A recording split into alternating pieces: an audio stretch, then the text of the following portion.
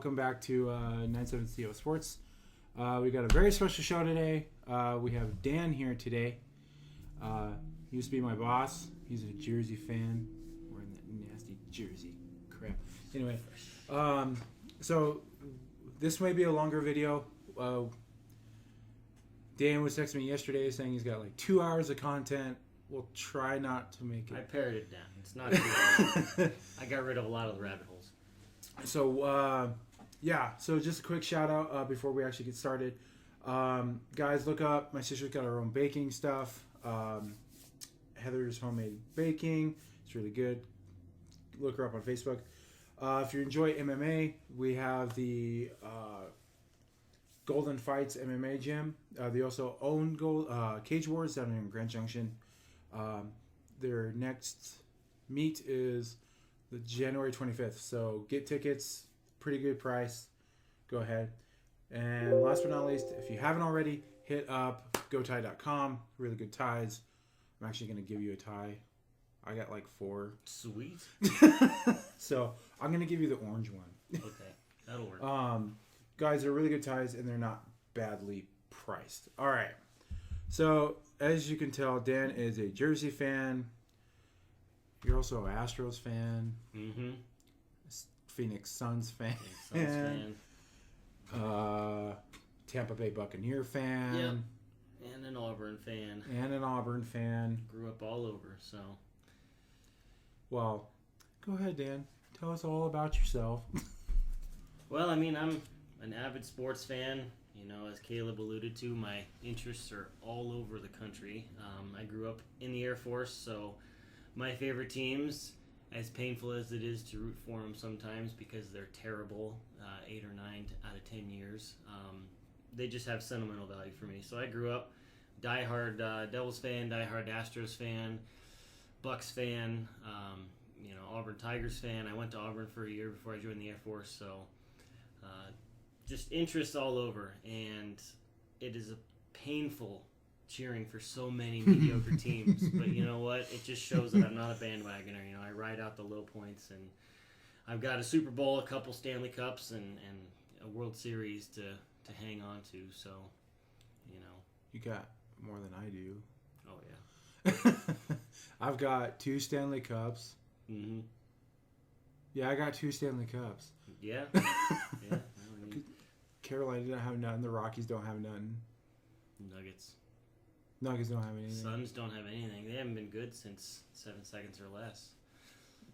early to mid 2000s. Oh, jeez. All right, so we're just gonna go down a list, guys, of what Dan and I decided we were gonna talk about. We'll start with baseball. I haven't seen a lot going on with the Rockies. They're not doing a lot. No, and the Astros are kind of laying low after all the controversies and letting Garrett Cole walk.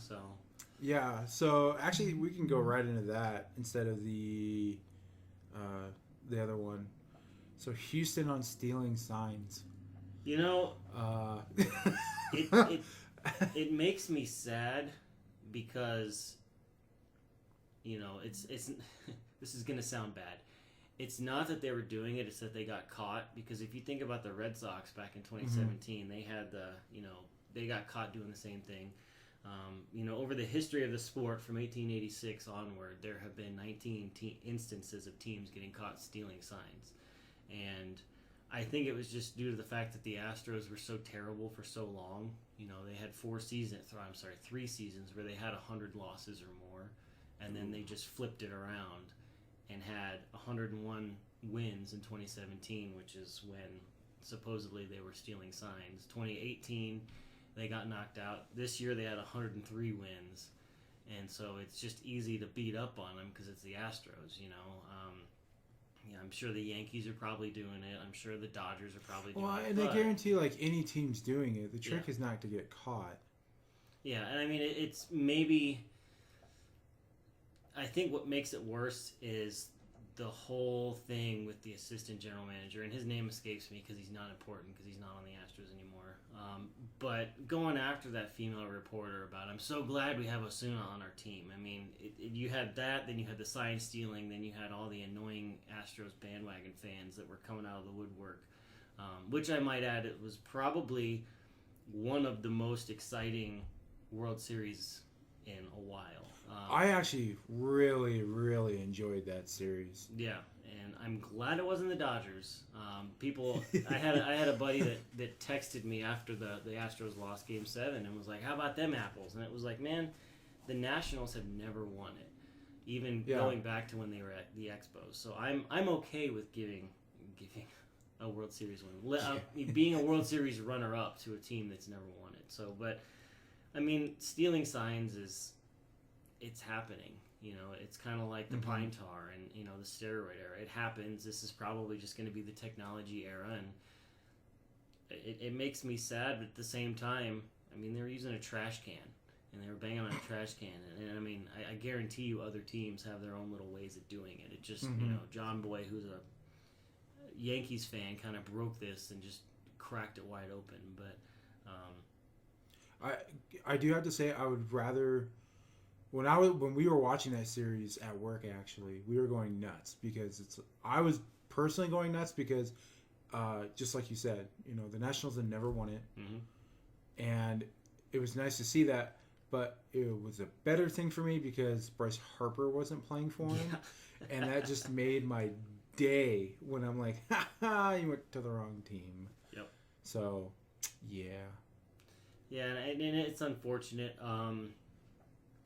Next year, I'm sure there's going to be a lot of people that are going to want an asterisk to that 2017 World Series title. But, I mean, you can buy a team, you can steal. I mean, it was not really that beneficial. They had a bunch of people that came out and actually analyzed, when it happened in games, and they actually only won about 60% of the time. Just because you're stealing a sign doesn't mean you're going to hit a home run. You're going to get a triple. You're actually going to get on base. I mean, it didn't really affect them. They actually had a higher batting average and a better road record than they did at home, which is when they were allegedly stealing the signs. So, I mean, it really benefit them that much? Yeah. If you look at it, they did a split, and their batting average on the road was, I think, about 7 or 8 percentage points higher as a team. The only thing it really did was it lowered their strikeout percentage at home. The amount of times they struck out in an at-bat over the course of the 27 batters. It lowered it to historically low levels. So, I mean, yeah, it helped them because they weren't striking out, but I would argue with anybody that it really did that much to help them, in 2017. Yeah. So it sucks that they got caught, and again, it sounds bad that I'm saying that they got caught, but this is the age of technology, and teams are going to do it. Teams have technology. I mean, you got iPads in the dugouts. You got football teams that have their playbooks on technology, iPads and whatnot. So I mean, it was just bound to happen, and the Astros just got dinged because they were idiots and used trash cans to bang trash cans. To bang on. So. I'll give it to him. That's pretty creative. Yeah. Using a trash can. Wow. Yeah. I thought it was something else. I didn't realize it was a trash can. Mm-hmm. Yeah. If you go back, there's actually a few instances floating around. Like I said, John Boy is the guy on Twitter. He's a Yankees fan. He actually combed through about 60 hours to get a bunch of different instances of you'd see it. The double banging whenever it was an off-speed pitch, and the just silence whenever it was a fastball. And so it was like the speed at which they were able to relay it was a little questionable because, I mean, it was coming in 2 or 3 seconds before the pitch was leaving.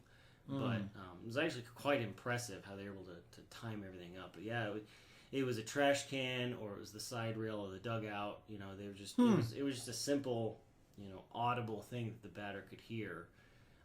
Which a lot of pitchers came out and they said, well, I heard it and I thought it was a little odd. And you saw in a couple of the videos, the pitcher would actually step off or the catcher would come out and they would chat after it happened. But, so I mean, it wasn't like it was super subtle. I mean, the other team could hear it happening, but at the same time, whatever. So how do you feel about the league going to the 3 batter minimum? So, I know that managers like Joe Madden have come out and said it's terrible. It is just it's bad for the game. It does away with a lot of the specialists. Yeah. Guys get paid like the loogies, the left-handed one-out guys. Yeah. They come in, they strike out one batter, and that's it. I think it'll help with the pacing. One of baseball's biggest weaknesses is the fact that games are so long. They can be so slow. There's so much time, and they instituted time limits between pitches so that pitchers couldn't just kind of lollygag because there were a lot of guys that were really slow. I think it'll help the pacing. The flip side to that is that those specialists are going to go away. Like Jesse Orozco, who pitched from 1979 to 2003. The guy had a career that spanned 4 decades, the 70s, 80s, 90s, and early 2000s. The last 13 years of his career, he averaged less than 1 inning pitch per appearance. The last 5 years, he averaged less than half an inning. But he made the All-Star team during those times. I mean, he was like this super reliable guy, but he got known for being the guy that would just come in and get people out. And like I said, he had a career that spanned 4 decades. And I actually, when you sent me this question, I started to go down a rabbit hole, and I figured I'd keep it simple. Does it affect the reliever's career? How does it happen? And so I just went to kind of like the low-hanging fruit, and I went to the all-time saves leader list. And I looked at the top 3 guys: Mariano Rivera, Trevor Hoffman, Lee Smith, 1, 2, 3. And I was so ready to just destroy Rivera because I do not like the Yankees, and I was going to just cherry pick. And actually, he averaged more than 1 inning pitch over his career. Only 2 seasons in the regular season did he have less than 1 inning pitch per appearance. 2 out of his 19 years that he pitched. And only 1 postseason year did he average less than 1 innings pitched. The guy had more 2-inning saves than any other pitcher. Lee Smith was another guy. He pitched in a different era, and it's kind of what you're noticing. Go back to the technology age, in hockey and the NFL, where you see all this technology. Stuff kind of changes. Lee Smith, 3rd most saves, 1980 to 1997, he was pitching. He only dipped below 1 inning pitch per appearance near the end of his career. His first 14 years, he had 63 or more appearances, and the only time he dipped below 1 inning pitched, the 3-batter minimum, was when he was hurt. He ended up pitching less than 1 innings pitched near the end of his career to kind of save his health. Now, you're noticing I'm not bringing up Trevor Hoffman. Trevor Hoffman had a 17-year stretch from 1994 to 2010. He was a 7-time All-Star during that period. 10 of those 17 years, he averaged less than 1 innings pitched. So the guy would come in, he'd get 2 batters out, and he'd get a save. He was an All-Star. 4 of his 7 All-Star teams were during those seasons where he averaged less than 1 innings pitched. Now, would the rule affect his career? Like if you had done this back in 2000, would it affect it? Now he has to stretch out his appearances. He has to face 3 batters. He can't just come in, throw super hard. I mean, relievers are a different breed than starters because they don't have to pace themselves. They just go in, they throw super hard, they throw super fast. They only have to do it for an inning or two, and then they're done.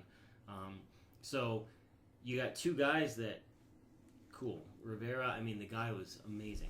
I'll admit that right now. But then Trevor Hoffman is not known for being a long innings guy. I mean, he came in, he got 602 saves over his career, but he did it averaging less than 1 innings pitched per appearance. So, I mean, it would be interesting to see how that would impact his career and other guys like him, because I wasn't going to go down the list and list everybody. But it was just kind of interesting because it might have affected him adversely. And actually, near the end of his career, his last year he pitched, he only had 10 saves because his ERA shot up because he just, he was having to kind of labor through his appearances in relief. And he retired that following offseason just because, I mean, he threw hard, he threw fast, he didn't throw very much. And so I think it would help with pacing. And I have an example after you kind of counter, well, I'll bring it up. That way I'm not talking for 20 minutes about it. Well, no, I thought I was going to fight you on this. But I agree with you. Yeah. Like that's, I have my notes up, and no, I completely agree with you. Like, I think when I talk to people about baseball, that's the one thing that they say is that it's slow. Mm-hmm. It's not like football where there's like maybe like 10, 15 seconds in between plays. Right. Of course, hockey's nonstop, soccer's nonstop. It's slow paced, so I think that will help with the pace. But the 3 batter minimum is going to destroy players, I think. Morally more than physically, because I mean you could go in and you're getting clobbered. Yeah.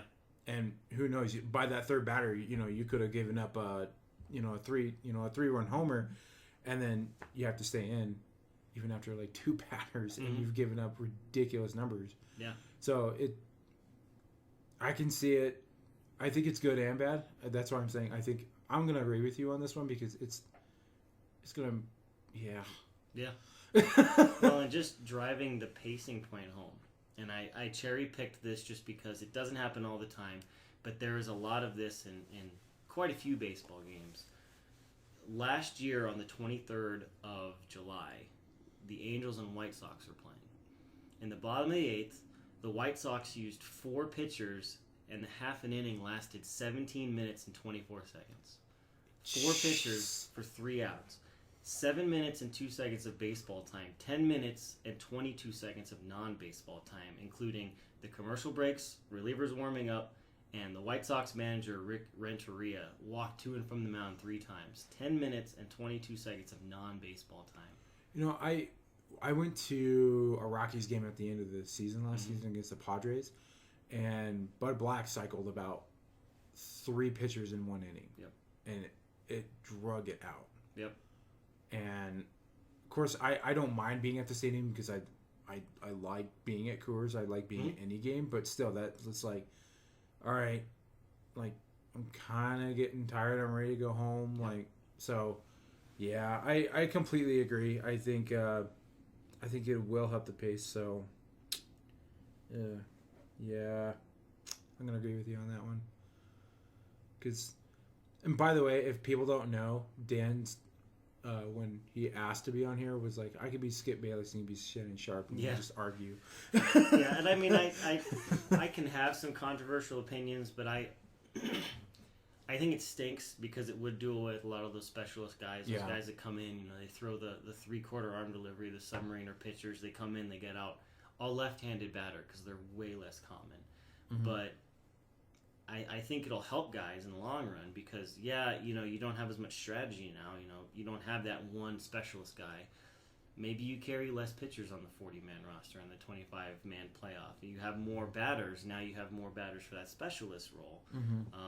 A guy that could come in and can hit that left-handed pitcher, and now you're not going to have a pitcher get yanked just for that one guy. So, I mean, I think it'll help offense, and I think it'll help pitchers over the long run. Yeah. But it's going to be kind of painful for managers in the short term, which, as a viewer, whatever. Just give me good baseball. So. Well, speaking of pain, I guess we'll go into football. Both our teams are out in football. Mm-hmm. Denver's out, which doesn't really shock me for all the problems they're having. But, I'm looking at it, and I'm actually going for the Bills. I'm secretly going for the Bills because I think they're due. Yeah. That stretch in the 90s where they had the 4 consecutive appearances with losses. Yeah.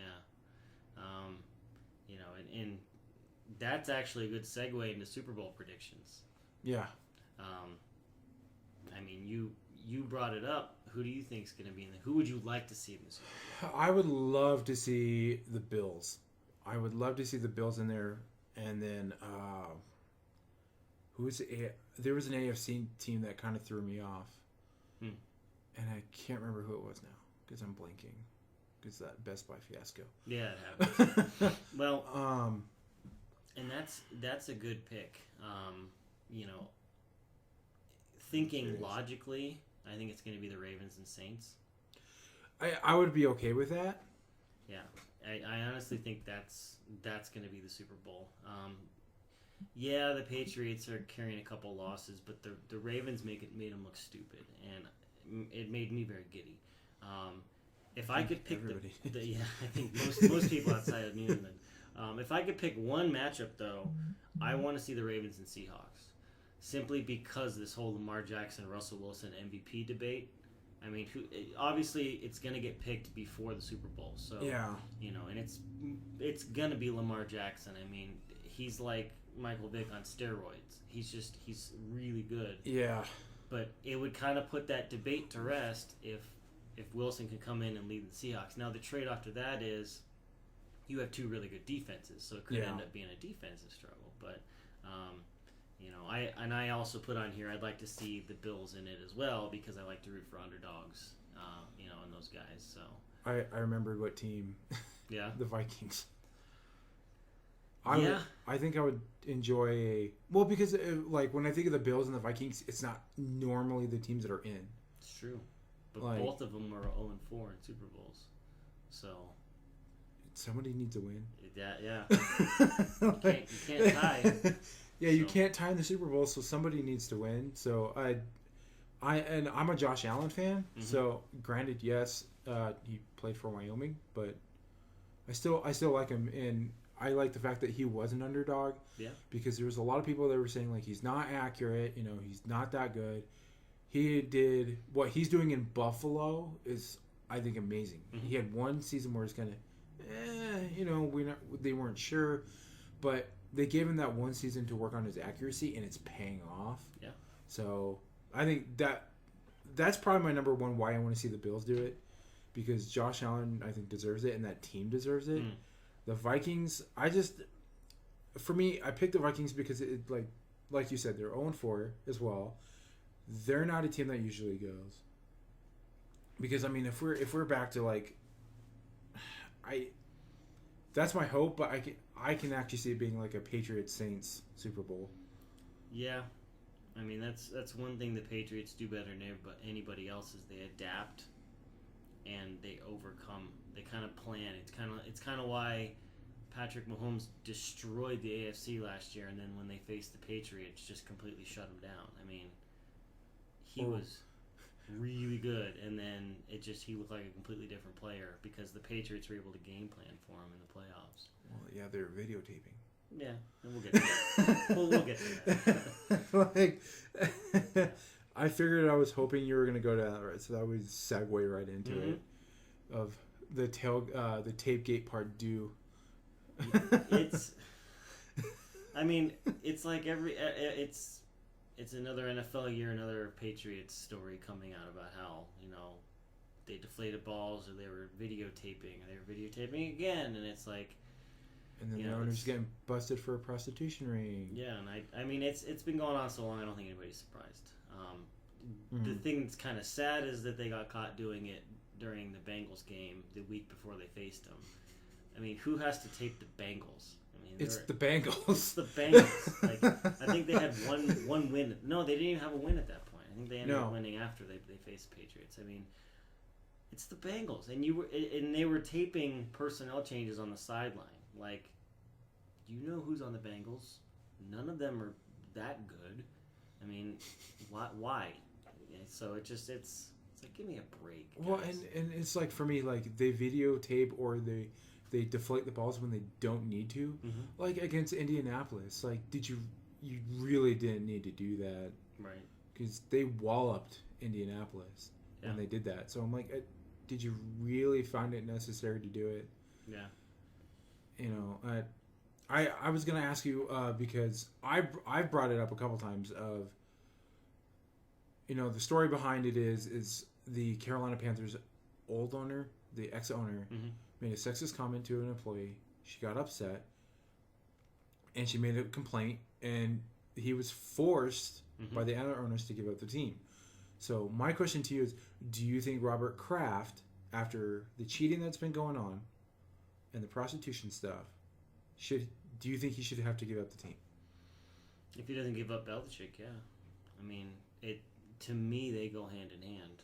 Mm-hmm. I mean, an owner at the core just owns the team, and yeah, you can be like Jerry Jones, where you are also the general manager.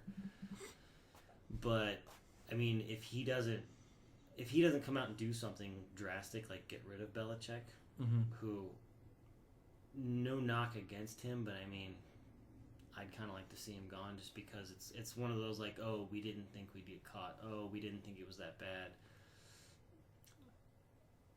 The story behind Robert Kraft and this prostitution ring, the massage parlor, I mean, it came out that it actually wasn't. I mean, he was just down there. He had lost his wife. Yeah, he might have been paying for sex, but I mean, yeah. Some people want to see Kraft sell the team. I don't think it's on the same level as the Panthers or like Donald Sterling, who was forced to sell the Clippers after he came out, you know. Yeah, the Donald Sterling, though, that one, I saw that one. I'm like, okay, yeah, that makes sense. Yeah.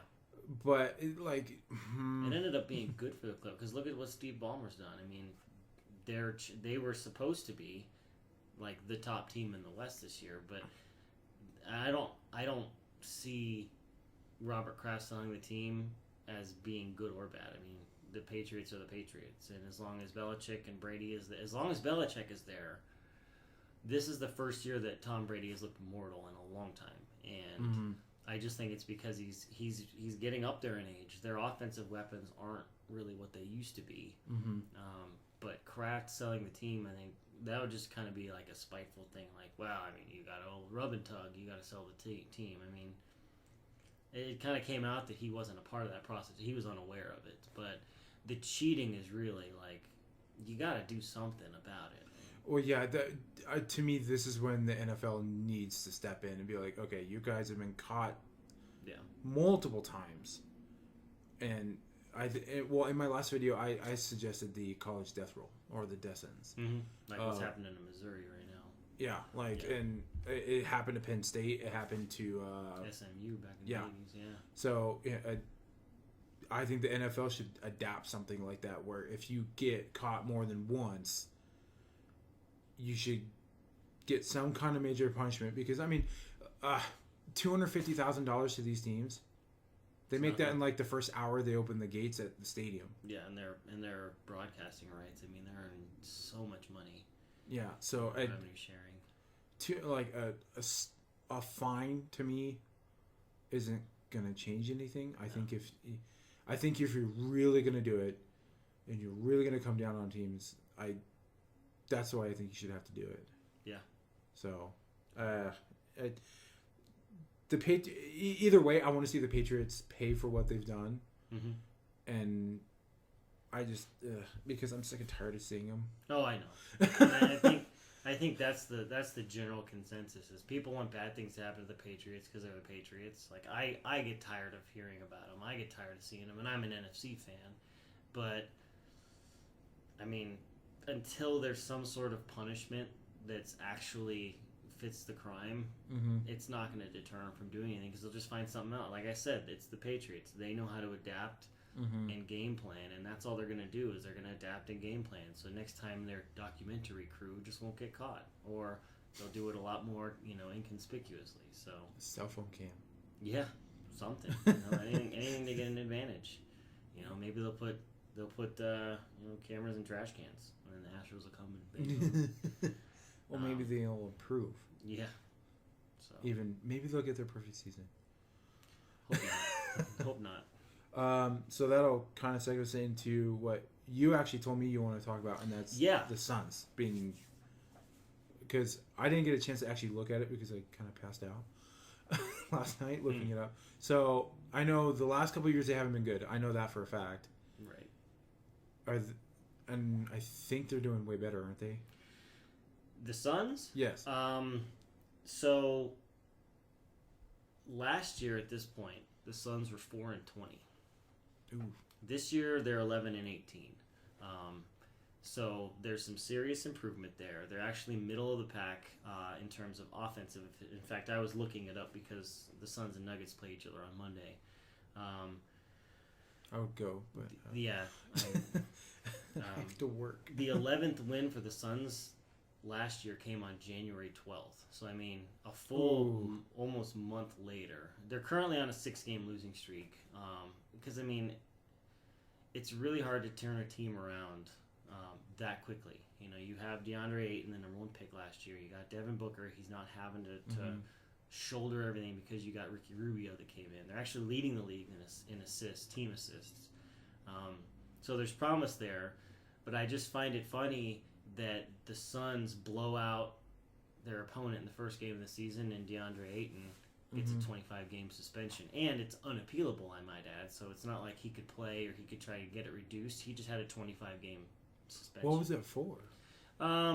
He used a diuretic, so a urine thinner, which is usually used to mask performance-enhancing drugs. But I mean, the guy's built like a beanpole. You'd know if he was using performance-enhancing drugs. Yeah. I think he just took something he wasn't supposed to. And to essentially hold the line, they're, I think, 8th or 9th in the West right now. So if it ended today, they'd be in the playoffs or just out of the playoffs. They were the worst team in the league last year, one of the worst over the last 5 years. So I think the building blocks they have there with Booker, Ayton, Rubio over the next 3 years. You got Kelly Oubre and Mikal Bridges that's coming in for defensive. It's really good. They got Aaron Baines from the Celtics. The guy is like an Australian beast. Put him next to Ayton. I think some of their pieces like Frank Kaminsky, Tyler Johnson is a scrappy guy. I didn't like him when he played for the Heat. I felt like they overpaid him, and then they traded him to the Suns, and I'm like, are you kidding me? Like, just dig the knife in deeper. But he's actually pretty good. I think they could use his expiring contract to really shore up some of that depth because they were having to rely on guys like Aaron Baines and Frank Kaminsky for entire games, and Dario Saric, who is a good player, but he's not really like a 30-plus minutes a night guy. Yeah. They really need to kind of build on the progress that they did this offseason and just kind of continue to gel. So they're better than they've been in years, but they're still not there yet. They're no LeBron. Yeah. I don't think anybody's LeBron except LeBron. Well, I'm not a big LeBron fan anyway. He's something Giannis said. The robot comment. Ago, and I have the comment here actually. He said, he was asked about it. And he said, LeBron's about to turn 35 this month, and he's moving like that, playing smart. It's insane what he's able to do, but he's LeBron James, he's different. He's an alien, so you expect it from him. And he went on to say that he hopes that, over the next 10 years, he can kind of emulate LeBron's durability. Because, the Lakers were kind of a laughingstock. They emptied the cupboards to trade for Anthony Davis, and they're the best team in the West. Look at what he did on those Cavs teams when, outside of Drew Gooden and Ilgauskas, you guys, I don't think anyone could name another starter on that 2016 team, the 2013 team. It's like LeBron and his friends. So, you kind of expect it. But, it also kind of echoes what I was saying about the other sports, about games changing. Yeah. You wouldn't see Magic Johnson bring up the term load management. And I think there's more load management going on right now. There was some uproar a few weeks back about Kawhi Leonard getting held out of a game when they played the Spurs. Everybody in San Antonio wanted to see him play, and he didn't play because of load management. And it's to keep these guys fresh. And I think LeBron has been as successful as he's been. He's been in the league for 17 years. I remember back in 2002, 2003, drafting him on a fantasy team when he was a rookie. He's been LeBron for 17 seasons, and he's probably going to be LeBron for another 3 or 4. We're not going to see a drop-off like we saw with Kobe, because the difference between someone like a Kobe Bryant who wants to play 82 games and he wants to destroy his opponent, well, he destroys his body in the process, so he breaks down. LeBron, he's kind of what guys strive to be, because he's really good, he makes his teammates better, and he knows when to kind of take a break and still average 32, 35 minutes a night. So, well, then, for me, does that bring up the argument? I know it didn't really have it in our notes, but the old age question of who's better, LeBron or Michael. I think LeBron's playing a little bit smarter, but to me, in my personal opinion, it's still going to be Michael Jordan. It'll always be Jordan. Yeah, it'll always be Jordan to me, because my biggest argument, and it sounds so silly, but I win arguments, is how many teams have LeBron had to play for to get his titles, and how many did Jordan had to play for? Mm-hmm.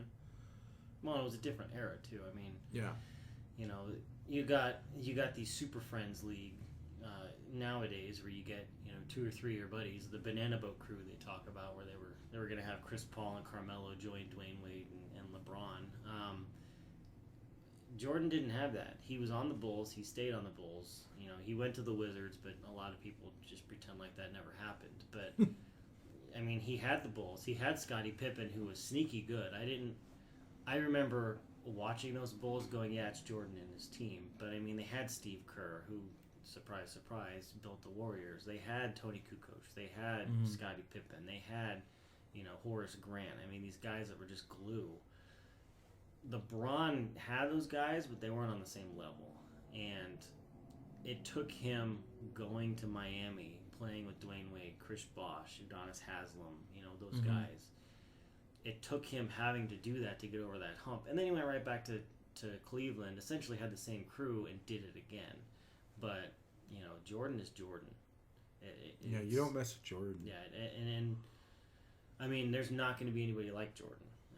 I feel like LeBron is on a different level strictly because Jordan could just take over games, and LeBron can do that too, but it's hard. I mean, it's just a subjective argument. I mean, there's really no right answer. You're going to have your LeBron stands and your Jordan stands. It's kind of like, there you go. It's kind of like Patrick Waugh and Mark Miller. I was about to say, yeah, let's talk about that one. I mean, there's no real right answer. I mean, I'm staring at yeah, you are. I'm staring at a poster that says ordained #1 goalie of all time. And I mean, just there's no right answer to these arguments. You know what that was over there? Yeah, I'm on not that looking wall. at it. It was it? You changed it? Yeah, I changed it. Well, the 2001 Stanley Cup was the reason why I hated the Astros so long, because they beat the Devils. Yeah, I bet you do. But well, and Lydia was actually talking to me. She goes, "Well, I don't know a lot about Bordeaux, but why do you think Patrick was that much better?" I'm like, "More Stanley Cups. I just like him because he's an Av." And she goes, "Well, what would Dan say?" I'm like, "Because he's a Jersey fan." Stanley Cups. And Stanley Cups. Waugh and Brodeur both had roughly the same amount of awards postseason. If you put them together, postseason and regular season, their saves percentage were very close. Their their goals against were very close. Brodeur has more shutouts. Waugh has. I mean, he's Patrick Waugh. He'll get in a fight with anybody. I still remember. I don't remember what game it was. He got in a fight and had to have another teammate take the penalty box for him. I mean, was that the Vernon or Osgood? Or are you talking about the Red Wings era, or are you talking? I just remember there was a forward, and he ended up getting a fight with the forward. It wasn't even a goalie fight. It was just Waugh just went after some guy, and then someone else had to take the penalty box for him. I think that was when he was playing for Canadians. It might have been, but I mean that's how he was. He got in a fight at his son's hockey game and ended up getting thrown out of the stadium, of the arena. I mean, there's no wrong answer, and the same thing with LeBron. I mean, depending on the year, I mean, Giannis is insane. I'm not going to say his last name because I'm not Greek. It's way too many letters. Like, I don't have enough money to buy all those vowels. But, I mean, LeBron is always in the conversation of the best every year. It's kind of like Jordan didn't really have, an equal. There was Magic Johnson, there was Charles Barkley, Elijah Wan, you had Karl Malone, but none of them were Michael Jordan. And it's kind of like nowadays, you got Anthony Davis, you got Giannis, you got, Jimmy Butler, but none of them are LeBron. And I think that's really what makes a player that much more spectacular. As much as I don't like LeBron, it's fun to watch him play. So. Well, yeah, for me. It's like you got to give respect. You may not like the person, but sometimes you have to give him respect a little bit. Like, I actually like Marty Brodeur. I have no problem with him. Yeah. My only other stat that I had as an argument is Marty Brodeur has more shots. Well, has actually more goals. Mm-hmm. But I'm pretty sure Patrick Waugh has more knockouts. Probably. So, also, I think Marty Brodeur played a little bit longer than Waugh as well. I think he did. And you know, it's just kind of like, at the end of the day, who cares? Because I mean, Wah was in net when the Avs won in 2001. Brodeur was in the net when the Devils won in 99 and 2002, 2005. I mean, it's kind of like Dominik Hasek. He's the other guy that gets thrown in there. Gordie Howe. I mean, these are like the greatest of all time, but cool. I mean, I think the Devils the greatest of all time, but really, there's a case for Wah. There's a case for Hasek. I mean, he won Stanley Cups with the Red Wings. As much as I hate to admit that. Ugh. So. Well, we'll go into hockey, I guess. Yeah. Well, because if you don't know, like, I actually had to ask Dan, like, what's your favorite sport? Because I figured we could save our favorite sports for last. Because I'm a huge hockey fan.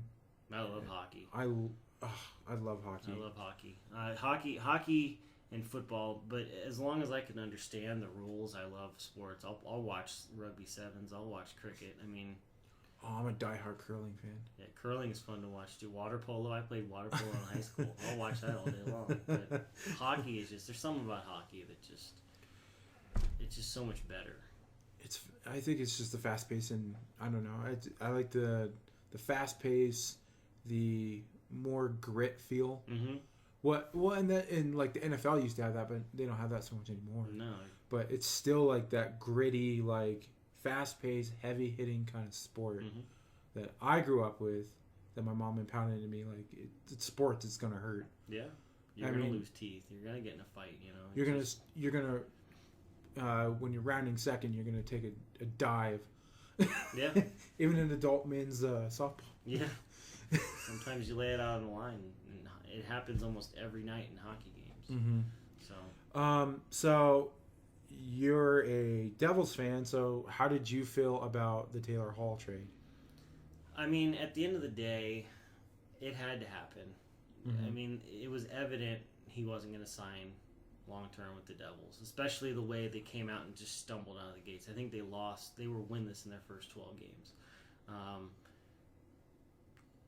I was kind of hoping to get a little bit more for him. I know the Avs were the front runners to land him for the Avs and the Panthers were essentially fighting each other, and then the Yotes came in at the end and just gave quantity over quality.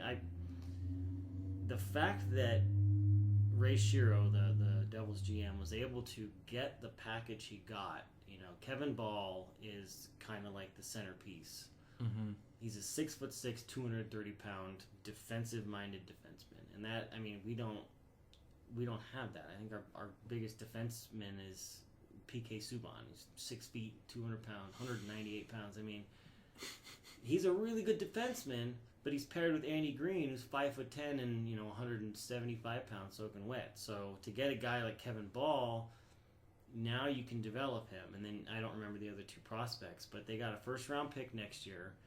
And they got a conditional third-round pick that if Hall re-signs with the Coyotes, it becomes a second-rounder. Or if they win a playoff series, which they're poised to make the playoffs easily this year. If both of those happen, it's another first-round pick. So, yeah, we got quantity over quality. None of the guys are like, we didn't get Ranta, which we desperately need a backup goaltender, but we got draft picks. We can use that to then maybe get some guys because we have the talent. We just don't have the experience. So it had to happen. I'm glad he went to the Coyotes because it's a team that I don't hate. Had he gone to the Avs, I would have been able to watch him. That's kind of the trade-off is I would have been able to go to an Avs game and see Taylor Hall, but it's not the same not seeing him in the number 9 Devils jersey. So. Well, I mean, you could definitely see him play. We just have to pick a game. Yeah. But not any game. Yeah, no, it has to be. If he'd gone to the Avs. But one thing that you had asked is, what do the Avs and the Devils need to get better? One of the things that I think the Devils need to get better, we got one of those pieces in Kevin Ball, and a big defenseman. Mm-hmm. A lot of our defenders are offensive minded, and then you have a guy, Andy Green, the captain, he's 37 years old. He's not really defensive minded. He's not really physical. I mean, you were talking about grit. We need that grit. We need that stuff. And we got PK Subban, he's a really good defenseman, one of the top in the league, but he's not doing anything this year because of just how disjointed the defensive lines are. I mean, it just, Sammy Vatanen's another guy. I mean, he is great, but his defensive pairing just doesn't suit him. I don't even remember who he's paired with on the second line, but we got the defenseman. He's only 19 years old. Kevin Ball is, so I mean, he prides himself on being defensive. There's some other things, and I've been talking a lot, but I feel like Taylor Hall would have made the Avs even better than they already are. And I mean, they got some exciting talent already, but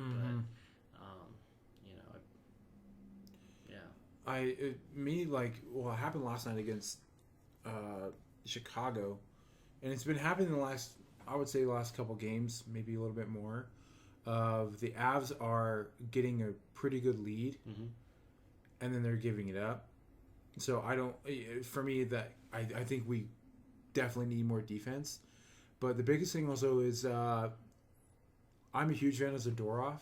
He reminds me of almost an old school enforcer. Yeah. But he makes stupid penalties. Yeah, kind of like Miles Wood. Yeah, there's stupid penalties that shouldn't be happening, and then we're paying for that. I could probably sit here for another hour and tell you every little nick and cranny that I think needs to be adjusted. Yeah. But the other night we had 6 power plays. We scored on 1. And then we let them come back and win. Yeah. So I think they're starting to do this habit that I've noticed, not just the Avs, but a lot of Colorado teams. They'll start off a game just whomping, and then the last little bit, I would say the last 15 minutes of any game, or in the last couple innings, or 2 or 3 innings in a baseball game, Yep. they peter out. And I'm like, well, that sounds to me like a conditioning issue. They need to be conditioned to play that entire time. Or are they just saying, oh, we're that far ahead, we can ease off? But I'm noticing in sports now, you can't do that. You have to wall up, and you cannot give up that pressure, because if you do, you're going to lose. Yeah. And, I'm just not a big fan of we're up by, in hockey, 3 goals, we can ease up going into the third. I mean, everybody's seen where teams have come back 4 or 5 goals in 10 minutes. Yeah, or sooner. I still remember I was listening to Altitude Sports in the car driving down college and listening to Mark Mosier. I think it was either the Predators or the Wild the Avs were facing, and it was tied at 2. And in the span of 3 minutes, it suddenly became 5-2. I mean, the Avs scored 2 goals in 19 seconds. I mean, just... I believe that was the Wild. Yeah, and it happens like that. It's kind of like the first game of the season. I was wearing my jersey, going out, taking my wife out to dinner, and the Devils were up 2-1. We got to where we were going, not even 5 minutes later, and they were down 4-2. And I was like, come on. That's just how it happens nowadays. You cannot take your foot off the gas, because that's what will happen. Yeah, definitely. And I do have to say, though, I'm super happy with the goaltending on the Avs, because we have Grubauer. We have... Everybody call him Francois. I thought it was Francois, because I thought it was French-Canadian name. But... And then we have the Eagles now, which is our team down there. And their goalie is pretty darn good, too. Because when Grubauer was out, we had him come up. Yeah. And he was a solid backup. I mean, really solid. So I think our goaltending, I think, is phenomenal. Grubauer's kind of given up a few games lately, but I'm okay with that. Because the Avs are still sitting really well. Granted, we're 5 games behind St. Louis now. But when you pull up the whole league, I think we're at number 5. 5th best. 5th most points across the NHL. Yeah. In fact, I have that right here. Second best team in the Pacific, 5th best in the NHL. Yeah. So I'm not the fan that's going to be like, oh my gosh, we're losing. We still have more than half the season left. Mm-hmm. We're doing fine. I think they need to come back they need to be healthy for long periods of time, because there was a while where they were hurt. And I mean, the Avs, they have the best goal differential in the NHL to kind of just drive your point home. The goalies are good and the offense is good. It's just they need to stop getting hurt, and the defense needs to step up, because they keep getting caught every now and then in those games where they just ease up and kind of coast to the end, and then it's kind of like last night, the Blackhawks. They gave up 4 goals in the third period to Chicago. I mean, that's just inexcusable. So. Yeah, that's one thing that bugs me, is that like we do have these great defensemen, and it seems like they just kind of like, oh well, here they come, we're fine, let the puck go around the net, they'll get it, we'll get it out. No, you gotta attack the puck, you gotta hit them hard. It just I don't like that at all. Yeah, and it really does bug me when I see that. Yeah, and it just going back to what I think the Devils need. You brought up goaltending for the Avs. The starting goaltender for the Devils is Mackenzie Blackwood, who was really promising last year. Corey Schneider, who replaced Marty Brodeur, he was great, but he started really being bad. And when they sent him down to the AHL, he was kind of bad too. And again, it was less about him and more about the team. But Mackenzie Blackwood is doing well, especially now that John Hines, the head coach, has been fired. His goals against average and his saves percentage has actually gone up. Now the question is, who is backing up Mackenzie Blackwood? I actually had to look it up, and I'm a Devils fan. The guy's name is Gilles Sen. I've never even heard of that guy. Yeah. Before this year, you want to know how many games he actually didn't start? He just had an appearance in? 0. Ooh. He started the game last night. They lost 5-1, and now in his defense, 2 of those goals are empty net goals. So,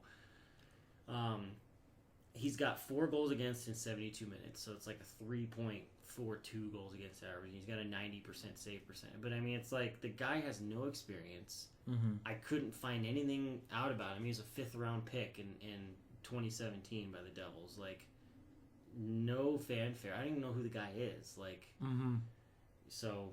But that could be a good thing, though. I mean, it could, but at the same time, it's kind of like I was really hoping that we could get Ranta from the Coyotes, because he's not as good as he used to be, but he would be a solid backup. He may even challenge Blackwood for the starting position or starting goaltender. But yeah, I looked it up and I went, who?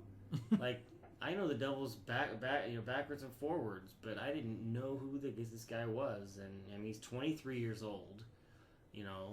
But Blackwood's 22, and he's already, a pretty solid goaltender. But he needs someone backing him up so that it's not all falling on. Because that's what happened to Schneider.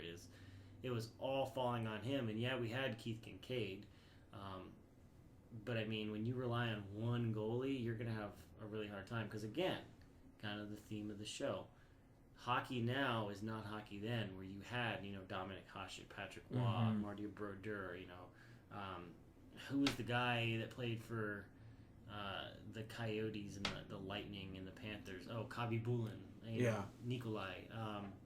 You need to be able to cycle through your goalies, and the Avs have that. The Devils just have some guy named Gilles Sen, and that's we have another guy, but I've never heard of him either, and I don't think he's done very well. So speaking of not doing well, I was actually on the phone with my mom, and I was talking about what when you're looking at these teams that are not doing well, what do you think they need? And to me, the number one from what I see is goaltending. Goaltending right now is not that great for a lot of these teams. Right. And she goes, well, and she goes, you know who's in last, right? I'm like, yeah, I know who's in last. It's Detroit. I mean, I love it, and it's a good year. Yeah. And she goes, yeah. I'm like, she goes, how would you feel if Semyon Varlamov went to Detroit? I'm like, oh, it's going to be a bloodbath. She goes, what do you mean? I'm like, Varlamov was good. Mm-hmm. And last year when they sat him down and put Grubauer in and we took off, I'm like, there you go. There's your answer. We need to get away from Varlamov. We need to put Grubauer in. And that's what happened. And we ended up getting rid of Varlamov. And I think last time I was looking him up and getting how he was doing, he was third. He was sitting third on the bench for the Islanders. Yeah. So I'm like, Super Joe, way to go. Yeah. Because, you know, if he's getting benched all the way to the third, that's a problem. And then I'm like, well, yeah, he can go to the Red Wings. Yeah. To be fair, though, the Islanders are crazy good this year. Yeah. So. Well, so is Edmonton. That's true.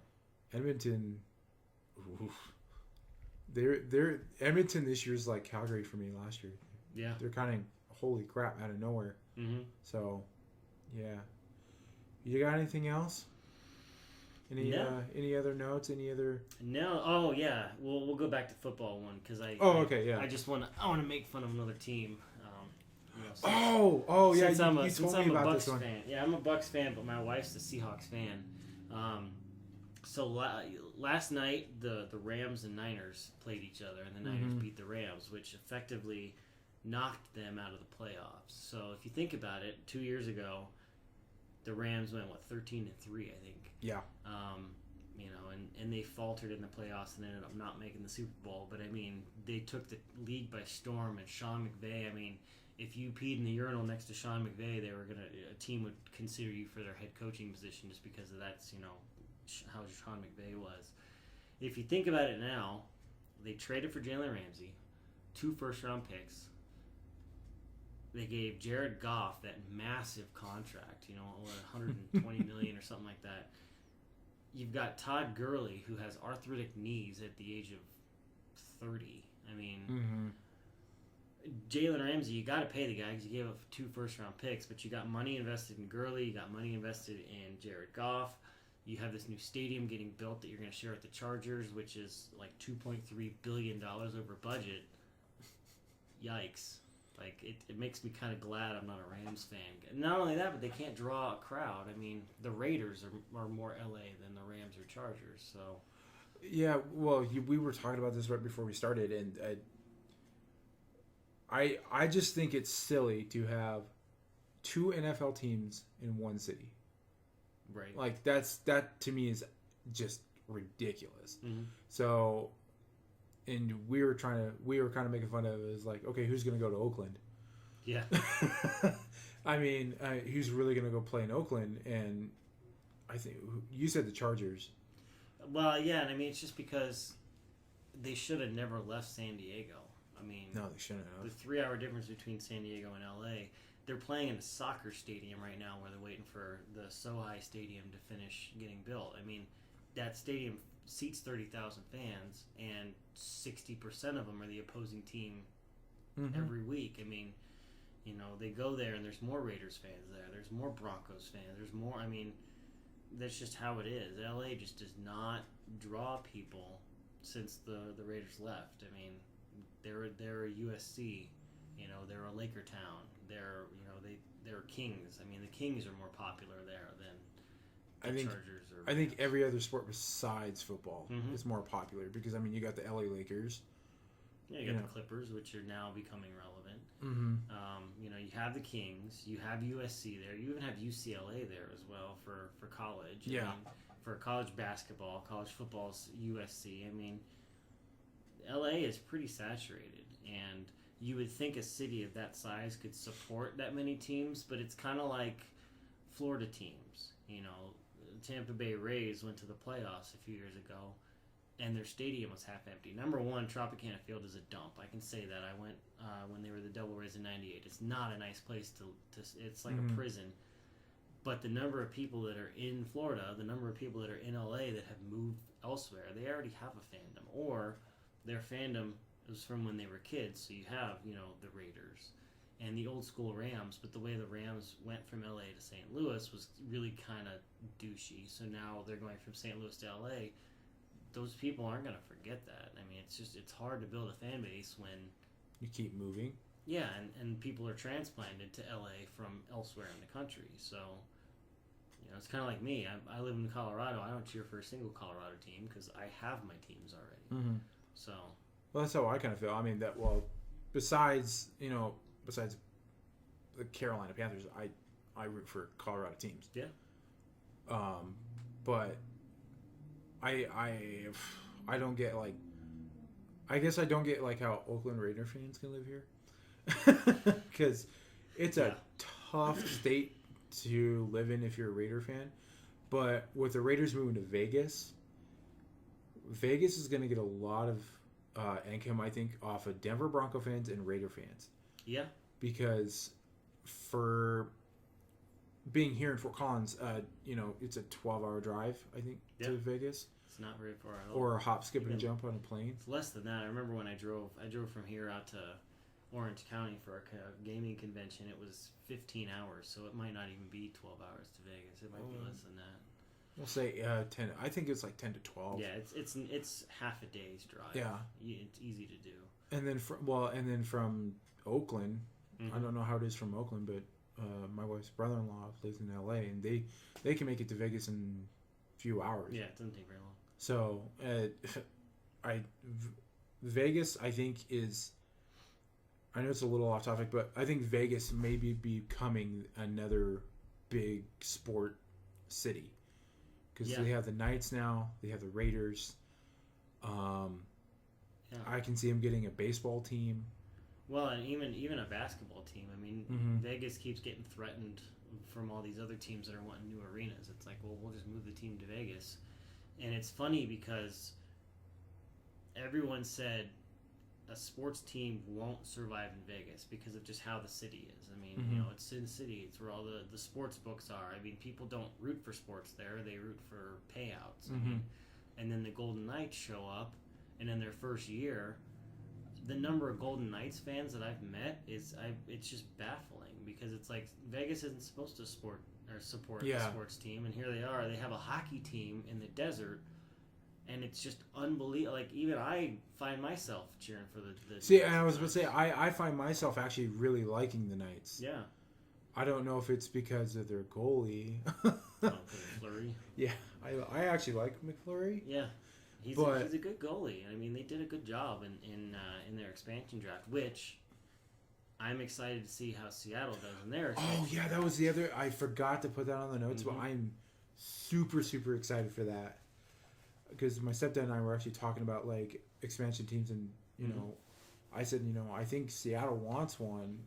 I think they want a hockey team, and do you think they could support it? I'm like, I think so. Yeah, just look at the Sounders after they lost the Sonics to Oklahoma City. The Seattle Sounders showed up the next year, and they have led Major League Soccer in attendance. I think all but 1 year. I mean, Seattle will support the team, and I mean, they've already been awarded. It's the 32nd NHL franchise. It's starting the year after next. They don't have a name, and actually, there's a website I went on where you could vote for what type of music you want, what type of food you want to see, what song you want played after goals, like what color schemes do you want, what kind of mascot theme do you want, because they don't have anything. They're leaving it up to the fans. Like, voice your opinion, and we'll go with whatever you guys want. And I think that's brilliant because it's drumming up interest. Seattle feeling the sting of losing the Sonics. And I mean, my wife is from Washington, which I asked her, I said, you're a Canucks fan. Would you switch to the Seattle franchise? And she went, no. I mean, the Canucks are my team. So, I mean, I think that's the only thing that's gonna run into any sort of resistance is people are already Canucks fans. They're Flames fans. They're Kings fans up there. Are they gonna be able to support the team? And I think season tickets went on sale in August, and they sold out in 10 minutes for like the first 3 years. There's interest there. It's gonna happen. I'm excited for it. Like I've been looking forward to another team. Like I was excited when Vegas got it. And then when I heard Seattle was getting it, I'm like, Ooh, Yeah. this is gonna be good. I thought they already chose their colors though. No, they're still up in the air. They're leaning towards like a blue green, but I think they want to get away from that because of the Sounders and the Seahawks. I actually I'll Well, look it and up. the Canucks are blue and green. Yeah. I think I was looking it up, and I think the top name that I've heard is Sea Dragon, Mm-hmm. and then I think somebody threw something in there as a joke and put baristas. There's another one, and I'm not gonna say it, but they're actually selling merchandise because of it. Because someone said it on like an NHL message board, and it just took off like wildfire, and it was like, huh? And like you can buy the merchandise. But yeah, they haven't. I don't think they've selected anything yet. They're still, and I really wish I had the website up right now to look at it, but it is like you can go vote on stuff right now. But it says that they're gonna reveal the team name before the All-Star break, so we'll have to see. And I think the name and the colors will come out with that announcement. So, Do you have the website up now? which one? Do you have the names pulled up? Like the top No, I can 4 or 5 names? pull them up right now. Well, this is from last year. So, guys, while he's looking that up, if you guys want, put in the comments what you think Seattle should be named. I personally don't mind the Sea Dragons. I think that'd be kind of cool. I'm okay with baristas.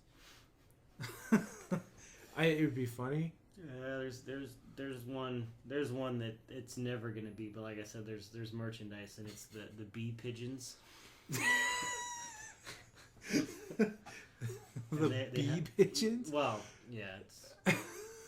I'm not saying the full name, but it's. Yeah, so 13 names. The ones that are trademarked right now are the Cougars, Eagles, Emeralds, Evergreens, Firebirds, Kraken, Rainiers, Renegades, Sea Lions, Seals, Sockeyes, Totems, and Whales. So.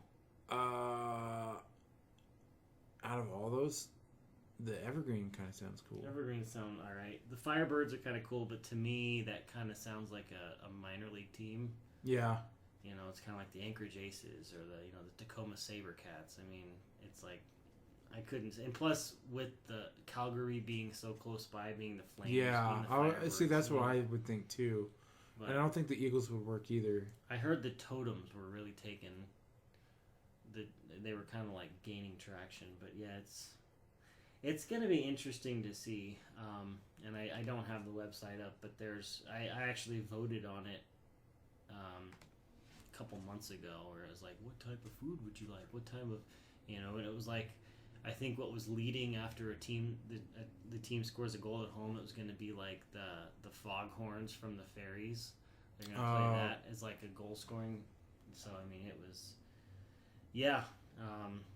Again, I'm blanking on the website, but it'll be interesting to see what they choose and if they're able to have the same level of success the Golden Knights had, because they were able to find success because of the expansion draft, and they were able to target their needs. And again, goaltending. You got McFlurry in goal. And Subban as backup. Yeah. I mean, they built from the net outwards, and it really worked in their favor last year. So Yeah,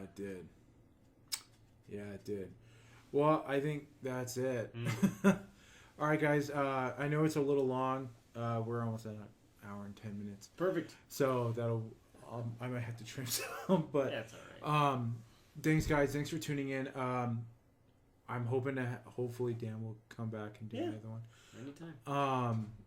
And guys, for you, if you ever want to call me, if you ever want to come in here like Dan did, I'm more than welcome to do that. If you have any topics you guys want to talk about, let us know. Other than that, guys, that's it. I will see you guys next week.